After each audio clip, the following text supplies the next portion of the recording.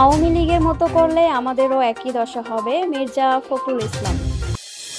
বুধবার দুপুরে ঠাকুরগাঁও হরিপুর উপজেলার ঈদগাঁ মাঠে উপজেলা বিএনপি আয়োজিত জনসভায় বিএনপির মহাসচিব মির্জা ফখরুল ইসলাম আলমগীর নেতাকর্মীদের উদ্দেশ্যে বলেছেন, আজ মুক্ত বাতাসে আমরা বাস করছি, কিন্তু মনে রাখবেন সেই পর্যন্তই মুক্ত ও স্বাধীন থাকবে যতদিন আমরা মুক্ত ও স্বাধীন রাখতে পারবো।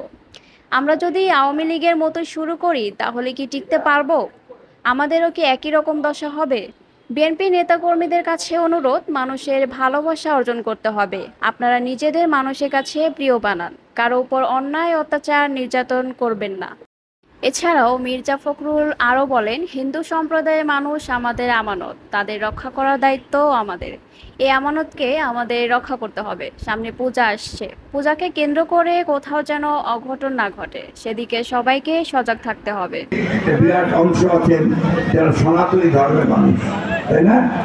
হিন্দু সম্প্রদায়ের মানুষ, তাই না? তারা তো আমাদের আমানত নাকি? আমরা হচ্ছি বৃহত্তর সংখ্যাগোষ্ঠী, আমাদের আমানত হচ্ছে এই সংখ্যালঘু সম্প্রদায়ের লোকেরা, তাই না? তাদেরকে রক্ষা করার দায়িত্ব কার? আমাদের।